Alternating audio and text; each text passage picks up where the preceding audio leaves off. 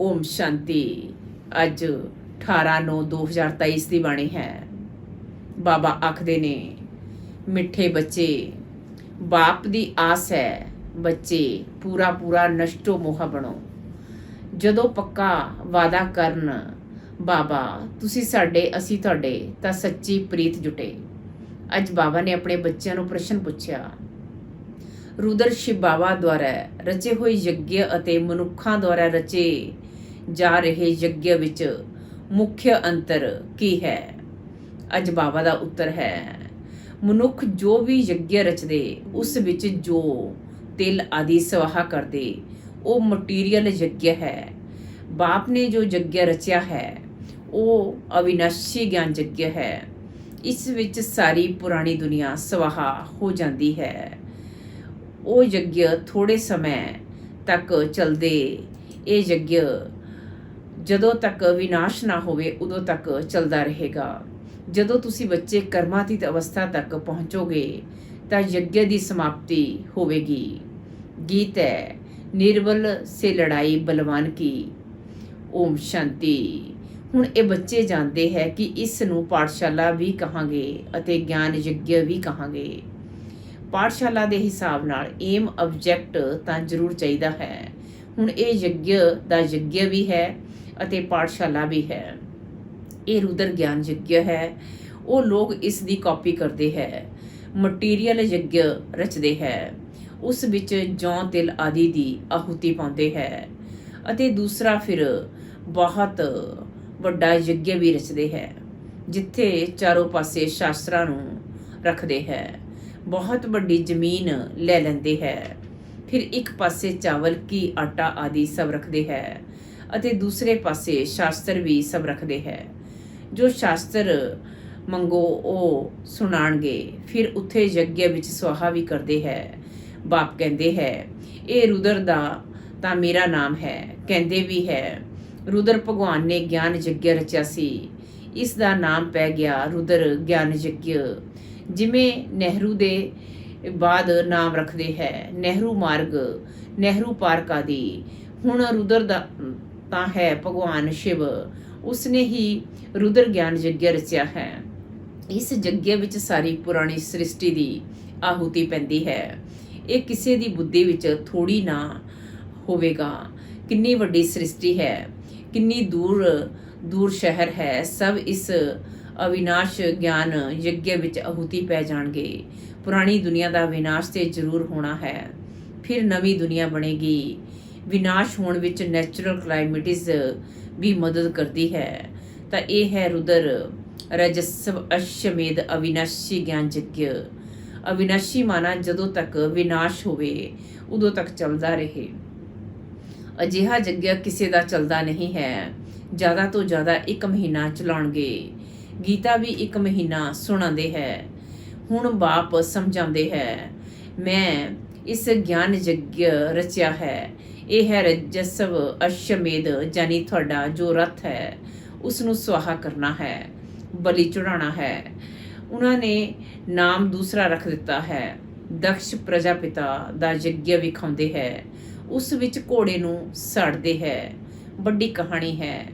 बाप समझाते हैं, यह है मेरा अविनाशी ज्ञान यज्ञ।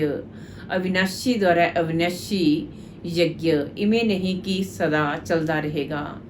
जदों सारी दुनिया दे सवाहा होने का समय आवे उदों तक ये यज्ञ चलना है, क्योंकि बाप है ज्ञान का सागर।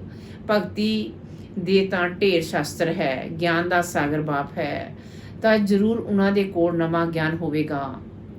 बाप अपना पूरा परिचय दिंदे है अते फिर सृष्टि चक्कर किवें फिरदा है ये भी समझाते हैं। जिस नाल आत्मा त्रिकालदर्शी बनती है। त्रिकालदर्शी पने का ज्ञान होर कोई दे नहीं सकता। एक तो ज्ञान नूं धारण करना है, दूसरा तुसी बच्चों नूं योग वल नाल विकर्माजीत बनना है। जन्म जन्मंतर दे पापां दा बोझा जो सिर ते है उसनूं सड़न विच टाइम लगता है। किन्ने वरे हुए है तां भी कर्मातीत नहीं हुए है। कर्मातीत अवस्था जदों आउंदी है तां यज्ञ भी समाप्त हुंदा है। ये बहुत बड़ा भारी यज्ञ है। आसार भी वेखदे है, तैयारियां हो रही हैं। ਅੱਗੇ ਚੱਲ ਕੇ ਤੁਸੀਂ ਵੇਖੋਗੇ ਨੈਚੁਰਲ ਕਲਾਈਮੇਟਿਸ ਦੀ ਵੀ ਤਿਆਰੀਆਂ ਹੋ ਰਹੀਆਂ ਹੈ। ਕਦੋਂ ਜ਼ੋਰ ਨਾਲ ਫਲੱਡਸ ਹੋਣਗੇ, ਕਦੇ ਅਰਥਕਵੇਕ, ਕਦੇ ਫੇਮਨ, ਅਕਾਲ ਹੋਵੇਗਾ। ਉਹ ਲੋਕੀ ਤਾਂ ਗਪੋੜੇ ਮਾਰਦੇ ਹੈ ਕਿ 4 ਵਰੇ ਦਾ ਪਲਾਨ ਬਣਾਇਆ ਹੈ, ਫਿਰ ਅਨਾਜ ਬਹੁਤ ਹੋ ਜਾਵੇਗਾ।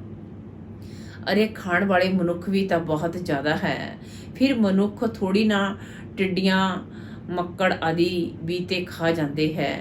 ਫਲੱਡ ਆਉਂਦੇ ਹੈ, ਬਹੁਤ ਨੁਕਸਾਨ ਕਰ ਦਿੰਦੇ ਹੈ। ਇਹ ਵਿਚਾਰਿਆਂ ਨੂੰ ਪਤਾ ਨਹੀਂ ਪੈਂਦਾ। ਤੁਸੀਂ ਜਾਣਦੇ ਹੋ ਫੇਮਨ ਮਾਨਾ ਅਕਾਲ ਆਦਿ ਪੈਣਾ ਜ਼ਰੂਰ ਹੈ। ਅਸਾਰ ਵਿਖਾਈ ਪੈਂਦੇ ਹੈ। ਥੋੜੀ ਲੜਾਈ ਲੱਗ ਜਾਵੇ ਤਾਂ ਅਨਾਜ ਆਉਣਾ ਹੀ ਬੰਦ ਹੋ ਜਾਵੇਗਾ। ਪਹਿਲੇ ਲੜਾਈ ਵਿੱਚ ਕਿੰਨੇ ਸਟੀਮਰ ਡੁੱਬੇ ਹੈ, ਇੱਕ ਦੂਜੇ ਦਾ ਬਹੁਤ ਨੁਕਸਾਨ ਕੀਤਾ ਸੀ। ਬਾਪ ਕਹਿੰਦੇ ਹੈ 5000 ਵਰੇ ਪਹਿਲੇ ਵੀ ਇਹ ਯੱਗ ਰਚਿਆ ਸੀ ਅਤੇ ਤੁਸੀਂ ਰਾਜਯੋਗ ਸਿੱਖਿਆ ਸੀ। ਇਹ ਯੱਗ ਰਚਿਆ ਜਾਂਦਾ ਹੈ ਬ੍ਰਾਹਮਣਾਂ ਦੁਆਰਾ। ਗੀਤਾ ਵਿੱਚ ਤੇ ਲੜਾਈ ਆਦਿ ਦੀਆਂ ਗੱਲਾਂ ਲਿਖ ਦਿੱਤੀਆਂ ਹੈ। ਸੰਜੇ ਆਦਿ ਵੀ ਹੈ। ਇਹ ਸਭ ਹੈ ਭਗਤੀ ਮਾਰਗ ਦੀ ਸਮੱਗਰੀ। ਇਹ ਵੀ ਅਵਿਨਾਸ਼ੀ ਹੈ। ਫਿਰ ਤੋਂ ਭਗਤੀ ਮਾਰਗ ਵਿੱਚ ਉਹੀ ਸਮੱਗਰੀ ਨਿਕਲੇਗੀ। ਰਾਮਾਇਣ ਆਦਿ ਜੋ ਵੀ ਸ਼ਾਸਤਰ ਨਿਕਲੇ ਹੈ ਫਿਰ ਨਿਕਲਣਗੇ, ਜਿਨ੍ਹਾਂ ਦੀ ਰਾਜਧਾਨੀ ਚਲੀ ਹੈ। ਅੰਗਰੇਜ਼ ਆਏ, ਮੁਸਲਮਾਨ ਆਏ, ਇਹ ਸਭ ਆ ਕੇ ਗਏ, ਫਿਰ ਆਉਣਗੇ, ਫਿਰ ਵੀ ਪਾਰਟੀਸ਼ਨ ਹੋਵੇਗਾ। ਇਹਨਾਂ ਗੱਲਾਂ ਨੂੰ ਤੁਸੀਂ ਜਾਣ ਸਕਦੇ ਹੋ। ਤੁਹਾਡੇ ਵਿੱਚ ਵੀ ਨੰਬਰਵਾਰ ਹੈ। ਕੋਈ ਤਾਂ ਕੁਝ ਵੀ ਨਹੀਂ ਜਾਣਦੇ ਤਾਂ ਬਾਪ ਸਮਝਾਉਂਦੇ ਹੈ। ਕਿੰਨੇ ਯੱਗ ਰਚਦੇ ਹੈ, ਉਹਨਾਂ ਨੂੰ ਸਮਝਾਉਣਾ ਹੈ। ਅਸਲ ਵਿੱਚ ਹੈ ਅਸ਼ਵਮੇਧ ਅਵਿਨਾਸ਼ੀ ਰੁਦਰ ਗਿਆਨ ਯੱਗ, ਜੋ ਰੁਦਰ ਸ਼ਿਵ ਭਗਵਾਨ ਨੇ ਹੀ ਰਚਿਆ ਸੀ। ਸ਼੍ਰੀ ਕ੍ਰਿਸ਼ਨ ਨੇ ਨਹੀਂ ਰਚਿਆ। ਸ਼੍ਰੀ ਕ੍ਰਿਸ਼ਨ ਦਾ ਉਹੀ ਚਿੱਤਰ ਤਾਂ ਸਤਯੁਗ ਵਿੱਚ ਮਿਲੇਗਾ, ਫਿਰ ਕਦੇ ਮਿਲ ਨਾ ਸਕੇ, ਕਿਉਂਕਿ ਉਹ ਨਾਮ ਰੂਪ ਦੇਸ਼ ਕਾਲ ਦਾ ਸਭ ਬਦਲਦਾ ਜਾਂਦਾ ਹੈ। ਇਵੇਂ ਤੇ ਹੋ ਨਹੀਂ ਸਕਦਾ ਕਿ ਸ਼੍ਰੀ ਕ੍ਰਿਸ਼ਨ ਆ ਕੇ ਆਪਣੇ ਨੂੰ ਪਤਿਤ ਪਾਵਨ ਕਹਾਣ। ਪਤਿਤ ਪਾਵਨ ਇੱਕ ਹੀ ਪਰਮਾਤਮਾ ਹੈ। ਇਵੇਂ ਨਹੀਂ ਕਿ ਤੁਸੀਂ ਕਹੋਗੇ ਪਹਿਲੇ ਤੋਂ ਹੀ ਕਿਉਂ ਨਹੀਂ ਰੂਪ ਵਿਖਾਇਆ। ਨਹੀਂ, ਇਵੇਂ ਥੋੜੀ ਨਾ ਕਿ ਸਭ ਪਹਿਲੇ ਤੋਂ ਹੀ ਦੱਸ ਦੇਣਗੇ। ਤੁਸੀਂ ਕਹੋਗੇ ਪਹਿਲੇ ਤੋਂ ਹੀ ਇਹ ਗਿਆਨ ਕਿਉਂ ਨਹੀਂ ਦਿੱਤਾ ਹੈ, ਇੱਕ ਹੀ ਦਿਨ ਵਿੱਚ ਕਿਉਂ ਨਹੀਂ ਗਿਆਨ ਦਿੱਤਾ। ਪਰੰਤੂ ਨਹੀਂ, ਇਹ ਤਾਂ ਗਿਆਨ ਸਾਗਰ ਹੈ ਜੋ ਜ਼ਰੂਰ ਹੌਲੀ ਹੌਲੀ ਸੁਣਾਉਂਦੇ ਰਹਿਣਗੇ। ਇਵੇਂ ਥੋੜੀ ਨਾ ਕਿ ਸਭ ਇੱਕ ਹੀ ਟਾਈਮ ਪੜ੍ਹ ਲੈਣਗੇ। ਨੰਬਰਵਾਰ ਪੜ੍ਹਨਗੇ ਅਤੇ ਪੜ੍ਹਾਈ ਵਿੱਚ ਟਾਈਮ ਲੱਗਦਾ ਹੈ। ਇਸ ਦਾ ਨਾਮ ਹੀ ਹੈ ਅਵਿਨਾਸ਼ੀ ਰੁਦਰ ਗਿਆਨ ਯੱਗ। ਹੁਣ ਇਹ ਤਾਂ ਕਿਧਰੇ ਵੀ ਲਿਖਿਆ ਹੋਇਆ ਨਹੀਂ ਹੈ।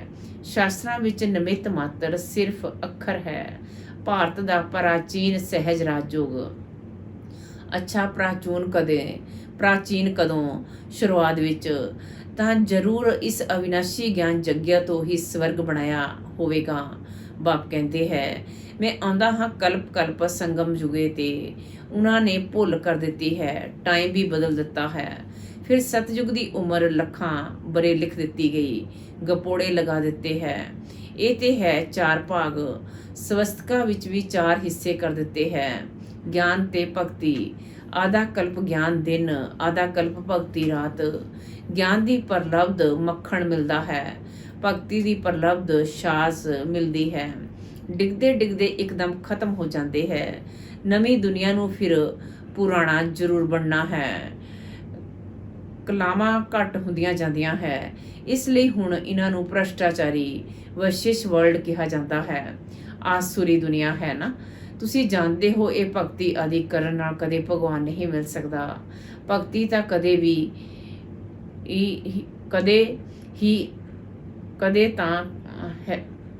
ਭਗਤੀ ਤਾਂ ਕਰਦੇ ਹੀ ਆਏ ਹੈ, ਬੰਦ ਹੁੰਦੀ ਨਹੀਂ। ਜੇਕਰ ਭਗਵਾਨ ਮਿਲ ਜਾਵੇ ਤਾਂ ਭਗਤੀ ਬੰਦ ਹੋ ਜਾਵੇ ਨਾ। ਆਧਾ ਕਲਪ ਭਗਤੀ ਨੂੰ ਚੱਲਣਾ ਹੈ। ਇਹ ਸਭ ਗੱਲਾਂ ਮਨੁੱਖ ਨੂੰ ਸਮਝਾਉਣੀਆਂ ਪੈਂਦੀਆਂ ਹੈ। ਦੁਨੀਆ ਨਹੀਂ ਕਿਵੇਂ ਬਣਦੀ ਹੈ, ਇਸ ਦਾ ਚਿੱਤਰ ਨਾਲ ਸਾਖਸ਼ਾਤਕਾਰ ਕਰਵਾਉਣਾ ਹੈ। ਪੁਰਾਣੀ ਦੁਨੀਆ ਖਤਮ ਹੋ ਫਿਰ ਨਈ ਸਥਾਪਨਾ ਹੁੰਦੀ ਹੈ। ਹੁਣ ਐਗਜ਼ੀਬਿਸ਼ਨ ਮਾਨਾ ਪ੍ਰਦਰਸ਼ਨੀ ਆਦਿ ਨੂੰ ਕਿਸੇ ਵੱਡੇ ਤੋਂ ਓਪਨਿੰਗ ਕਰਵਾਉਣੀ ਹੁੰਦੀ ਹੈ। ਮਦਦ ਤੇ ਲੈਣੀ ਪੈਂਦੀ ਹੈ ਨਾ। ਉਹਨਾਂ ਨੂੰ ਫਿਰ ਥੈਂਕਸ ਕੀਤੀ ਜਾਂਦੀ ਹੈ, ਵਧਾਈ ਦੇਣ ਦੇ ਲਈ ਤਾਰ ਦਿੱਤੀ ਜਾਂਦੀ ਹੈ।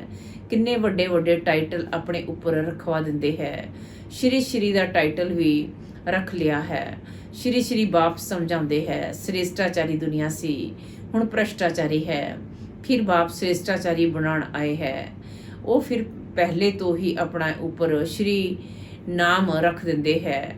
ਅਸਲ ਵਿੱਚ ਸ਼੍ਰੀ ਲక్ష్ਮੀ ਨਾਰਾਇਣ ਸ਼੍ਰੀ ਨਾਰਾਇਣ ਸਤਯੁਗ ਵਿੱਚ ਹੀ ਕਿਹਾ ਜਾਂਦਾ ਹੈ। ਰਾਜਿਆਂ ਨੂੰ ਸ਼੍ਰੀ ਦਾ ਟਾਈਟਲ ਕਦੇ ਨਹੀਂ ਦਿੰਦੇ ਹੈ। ਉਹਨਾਂ ਨੂੰ ਫਿਰ ਹਿਜ ਹੋਲੀਨੈਸ ਕਹਿੰਦੇ ਹੈ। ਸਭ ਤੋਂ ਵੱਡੇ ਹਿਜ ਹੋਲੀਨੈਸ ਲక్ష్ਮੀ ਨਾਰਾਇਣ ਦੀ ਰਾਜੇ ਵੀ ਪੂਜਾ ਕਰਦੇ ਹੈ, ਕਿਉਂਕਿ ਉਹ ਪਵਿੱਤਰ ਹੈ।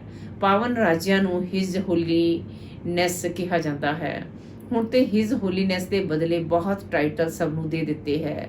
ਸ਼੍ਰੀ ਸ਼੍ਰੀ ਕਹਿੰਦੇ ਰਹਿੰਦੇ ਹੈ। ਹੁਣ ਬੇਹੱਦ ਦਾ ਬਾਪ ਤੁਹਾਨੂੰ ਸ਼੍ਰੀ ਬਣਾ ਰਹੇ ਹੈ। ਨਈ ਦੁਨੀਆ ਕਿਵੇਂ ਸਥਾਪਨ ਹੁੰਦੀ ਹੈ ਚਿੱਤਰਾਂ ਤੇ ਵੀ ਸਮਝਾ ਸਕਦੇ ਹਾਂ। ਅਸੀਂ ਭ੍ਰਸ਼ਟਾਚਾਰੀ ਤੋਂ ਸ੍ਰੇਸ਼ਟਾਚਾਰੀ ਬਣਾਉਣ ਦੀ ਸੇਵਾ ਕਰਦੇ ਹੈ। ਤੁਸੀਂ ਓਪਨਿੰਗ ਕਰੋ। ਉਹਨਾਂ ਨੂੰ ਸਮਝਾਉਣਾ ਚਾਹੀਦਾ ਹੈ ਕਿ ਸੈਕਿੰਡ ਵਿੱਚ ਜੀਵਨ ਮੁਕਤੀ ਗਾਇਆ ਹੋਇਆ ਹੈ ਨਾ। ਸਮਝਾਉਣ ਵਾਲਾ ਬਹੁਤ ਐਕਟਿਵ ਹੋਣਾ ਚਾਹੀਦਾ ਹੈ, ਫੁਰਤ ਹੋਣਾ ਚਾਹੀਦਾ ਹੈ। ਮਿਲਟਰੀ ਵਾਲੇ ਕਿੰਨੇ ਟਿਪ ਟਾਪ ਰਹਿੰਦੇ ਹੈ। ਤੁਸੀਂ ਬੱਚਿਆਂ ਦਾ ਨਾਮ ਕਿੰਨਾ ਵੱਡਾ ਹੈ, ਸ਼ਿਵ ਸ਼ਕਤੀ ਸੈਨਾ। ਇਹ ਗਿਆਨ ਮਿਲਦਾ ਹੀ ਹੈ ਅਬਲਾਵਾਂ ਅਹਿਲਿਆ ਨੂੰ। ਇੱਥੇ ਦੀਆਂ ਗੱਲਾਂ ਹੀ ਵੰਡਰਫੁਲ ਹੈ। ਊਂਚ ਤੇ ਊਂਚ ਭਗਵਾਨ ਅਤੇ ਪੜ੍ਹਾਉਂਦੇ ਵੇਖੋ ਕਿੰਨਾ ਨੂੰ ਹੈ। ਅਹਿਲਿਆ ਕੁਬਜਾਵਾਂ ਨੂੰ ਭਗਵਾਨ ਨੂੰ ਬਾਅਦ 'ਚ ਉਹਨਾਂ ਨੂੰ ਰਾਜਯੋਗ ਸਿਖਾਉਂਦੇ ਹੈ। ਡਰਾਮੇ ਵਿੱਚ ਅਜਿਹੀ ਨੂੰਦ ਹੈ, ਪਰ ਆਪਣੇ ਨੂੰ ਸਭ ਪਾਪ ਆਤਮਾਵਾਂ ਸਮਝਦੇ ਥੋੜੀ ਨਾ ਹੈ। ਬਾਪ ਕਹਿੰਦੇ ਹੈ, ਇਹ ਅੰਤਿਮ ਜਨਮ ਪਵਿੱਤਰ ਬਣੋਗੇ ਤਾਂ 1 ਸੈਕਿੰਡ ਵਿੱਚ ਜੀਵਨ ਮੁਕਤੀ ਪਾ ਸਕਦੇ ਹੋ। ਆਉਂਦੇ ਤਾਂ ਬਹੁਤ ਹੈ। ਆਸ਼ਚਰਯਮੰਤ ਸੁਨੰਤੀ ਕਥੰਤੀ ਬਾਬਾ ਦਾ ਬਨੰਤੀ, ਫਿਰ ਵੀ ਗਿਰਵੰਤੀ ਅਤੇ ਭਗੰਤੀ ਹੋ ਜਾਂਦੇ ਹੈ। ਇਹ ਸ਼ੁਰੂ ਤੋਂ ਲੇਕਰ ਹੁੰਦਾ ਰਹਿੰਦਾ ਹੈ। ਸਵੇਰੇ ਕਹਿਣਗੇ ਸਾਨੂੰ ਪੱਕਾ ਨਿਸ਼ਚੈ ਹੈ, ਸ਼ਾਮ ਨੂੰ ਕਹਿਣਗੇ ਸੰਸ਼ਾ ਹੈ, ਮੈਂ ਜਾਂਦਾ ਹਾਂ, ਮੈਂ ਚੱਲ ਨਹੀਂ ਸਕਦਾ, ਮੰਜ਼ਿਲ ਉੱਚੀ ਹੈ, ਮੈਂ ਛੁੱਟੀ ਲੈਂਦਾ ਹਾਂ। ਡਰਾਮੇ ਦੀ ਭਾਬੀ ਬਾਪ ਨੂੰ ਫਰਗਤੀ ਦੇ ਦਿੰਦੇ ਹੈ। ਮਾਇਆ ਇਤਨੀ ਪਰਵਲ ਹੈ ਜੋ ਚਲਦੇ ਚਲਦੇ ਥੱਪੜ ਲਗਾ ਦਿੰਦੀ ਹੈ। ਬੱਚੇ ਕਹਿੰਦੇ ਹੈ, ਬਾਬਾ ਮਾਇਆ ਨੂੰ ਕਹੋ ਥੋੜੀ ਨਰਮ ਹੋ ਜਾਏ।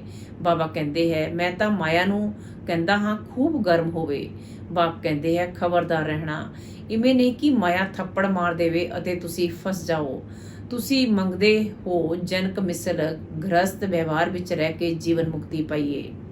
ਬਾਪ ਕਹਿੰਦੇ ਹੈ, ਇੱਕ ਜਨਮ ਪਵਿੱਤਰ ਹੋ ਤਾਂ ਤੁਸੀਂ ਸਵਰਗ ਦੇ ਮਾਲਿਕ ਬਣੋਗੇ। ਮਨੁੱਖਾਂ ਦੀ ਜ਼ਹਿਰ ਨਾਲ, ਮਨਾ ਵਿਕਾਰ ਨਾਲ ਕਿੰਨੀ ਦਿਲ ਹੈ, ਚਲਦੇ ਚਲਦੇ ਡਿੱਗ ਪੈਂਦੇ ਹੈ। ਅਸੀਂ ਸ਼ਾਦੀ ਕਰਨਾ ਨਹੀਂ ਚਾਹੁੰਦੇ ਤਾਂ ਗਵਰਨਮੈਂਟ ਕੁਝ ਨਹੀਂ ਕਰ ਸਕਦੀ ਹੈ। ਸਮਝਾ ਸਕਦੇ ਹਾਂ ਕਿ ਅਸੀਂ ਪਾਤਿਤ ਬਣੀਏ ਹੀ ਕਿਉਂ, ਜੋ ਪੁਜਾਰੀ ਬਣ ਸਭ ਦੇ ਅੱਗੇ ਸਿਰ ਝੁਕਾਉਣਾ ਪਵੇ। ਮੈਂ ਕੁਮਾਰੀ ਹਾਂ ਤਾਂ ਸਭ ਮੇਰੇ ਅੱਗੇ ਸਿਰ ਝੁਕਾਉਂਦੇ ਹੈ, ਤਾਂ ਅਸੀਂ ਕਿਉਂ ਨਾ ਪੁਜਾਰੀ ਪੂਜਿਆ ਰਹੀਏ। ਬੇਹੱਦ ਦਾ ਬਾਪ ਕਹਿੰਦਾ ਹੈ ਕਿ ਪਵਿੱਤਰ ਪੂਜਿਆ ਬਣੇ। ਇੱਕ ਹੀ ਰਾਜਯੋਗ ਦਾ ਇਮਤਿਹਾਨ ਹੈ। ਕਿੰਨੇ ਚੜ੍ਹਦੇ ਅਤੇ ਡਿੱਗਦੇ ਹੈ, ਹਰ ਇੱਕ ਆਪਣਾ ਆਪਣਾ ਪਾਰਟ ਵਜਾਉਂਦੇ ਹੈ।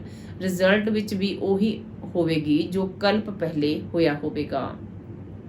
ਬਾਬਾ ਕਹਿੰਦੇ, ਇਹ ਡਰਾਮਾ ਹੈ, ਅਸੀਂ ਐਕਟਰਸ ਹਾਂ, ਪੂਰਾ ਨਸ਼ਟੋ ਮੋਹਾ ਬਣੀਏ ਤਾਂ ਬਾਪ ਨਾਲ ਪੂਰੀ ਪ੍ਰੀਤ ਜੁਟੇ। ਬਾਬਾ ਬਸ ਅਸੀਂ ਤਾਂ ਤੁਹਾਨੂੰ ਹੀ ਯਾਦ ਕਰਾਂਗੇ, ਤੁਹਾਡੇ ਤੋਂ ਵਰਸਾ ਲੈ ਕੇ ਹੀ ਛੱਡਾਂਗੇ।